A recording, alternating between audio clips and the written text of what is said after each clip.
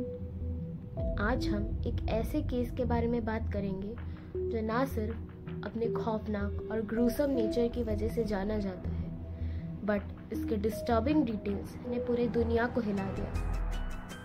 Hong Kong का एक ऐसा केस जिसमें फैन मैन ई एक लड़की को कैसे ब्रूटली टॉर्चर किया जाता है, क्यों? जस्ट बिकॉज उसने अपनी लाइफ में कुछ गलत डिसीजंस ले लिए थे। इस केस में बिट्रेल, रिवेंज और सैडिज्म का मेजर पार्ट है। कुछ इनोसेंट लड़की को कैसे टॉर्चर और खौफनाक डेथ का शिकार करना पड़ता है। ये केस एक वार्निंग भी है कि कुछ क्राइम्स हमारे दिमाग के पार ही होते हैं। सो लेट्स सी कि इस केस में ऐसा क्या हुआ था।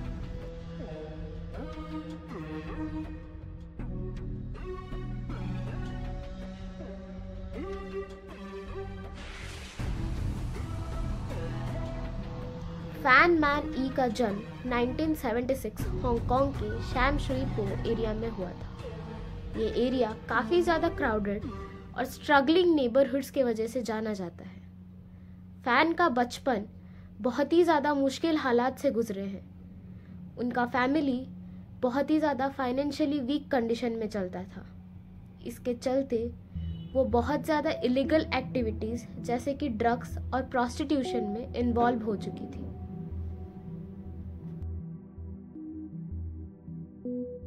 फैन मैन ई का नाम हांगकांग के अंडरवर्ल्ड में काफ़ी जाना जाता था और उसके वहाँ बहुत सारे कॉन्टैक्ट्स भी थे। उन्हीं में से एक था लुइंग शिंग चो। We are referring to him as A. वो उसके साथ अपनी ज़िंदगी के काफ़ी ज़्यादा टाइम गुजारे हैं साथ में, जिसके चलते उसके ज़िंदगी में और भी तकलीफ आ गई है।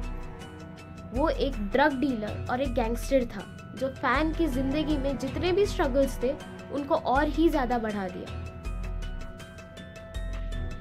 मार्च 15, 1999 को फैन को एक लोकल बार शैम शुई के एक लोकल बार से किडनैप किया गया और ये किडनैप ए, जो हम लोग रेफर किए थे ए, और उसके गैंग मेंबर्स ने किया था। उसके गैंग मेंबर्स में उनका लीडर चैन Man Leung referring as B एक नोटरियस क्रिमिनल था, और वोंग ची वॉल रेफरिंग एज सी और ची शिंग रेफरिंग एज डी जैसे लोग उसके साथ थे जो फैन को किडनैप कर दिए थे। उनका ऐसा मानना था कि फैन ने उनके कुछ पैसे चुराए थे और वो ड्रग डीलिंग में जुड़ गई थी।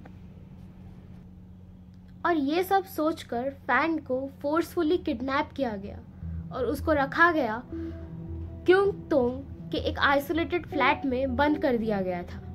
ये गैंग ने टॉर्चर की शुरुआत तब ही कर दी थी। उसको मेंटली अब्यूज किया जाता था और उसको बहुत मारा जाता था।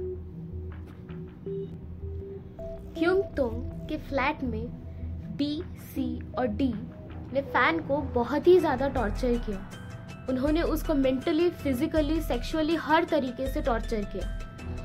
उसने उसको बहुत ज़्यादा मारा, सेक्सुअली असॉल्ट किया और अपने स्टोलन पैसे के बारे में जानने के लिए हर वो तरीका अपना लिया। बट फैन मैन ई कुछ भी नहीं बता रहे थे। फैन ने हर किसी गलत काम को एक्सेप्ट नहीं किया और वो अपने टॉर्चर के दौरान भी अपनी ज़िंदगी की रेस में जीत रही थी। उधर ए चुपचाप देख रहा था, उधर उसको कुछ हेल्प नहीं कर रहा था, जबकि वो अपने ज़िंदगी की बहुत सारी टाइम उसके साथ बिता चुकी थी। पर वो जितना फाइट कर रही थी वो लोग उतना ही ज़्यादा पैसा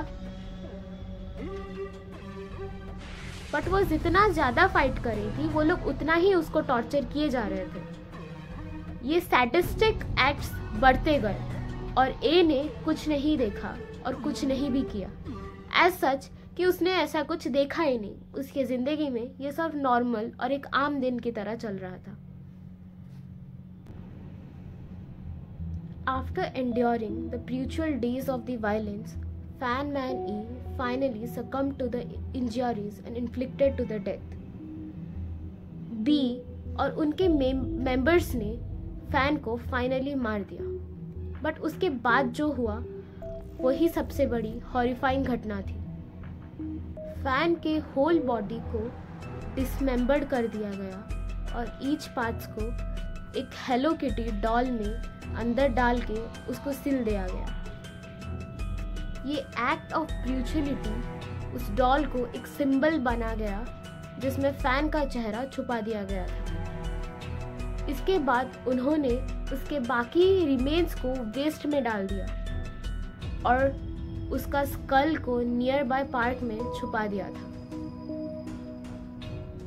अप्रैल 1999 को फैन मैन ई का बॉडी फाइनली एक सैम शुई पो के ट्रैश हिप में मिला। एक लोकल रेसिडेंट ने ये नोटिस किया जब उनको बहुत ही ज़्यादा स्मेल आई। अपॉन इन्वेस्टिगेशन पुलिस ने ये नोटिस किया कि एक हेलो किटी डॉल के अंदर फैन मैन ई का डिसमेंबर्ड पार्ट्स अंदर डाले गए हैं। हांगकांग पुलिस ने इमीडिएटली अपना इन्वेस्टिगेशन शुरू किया।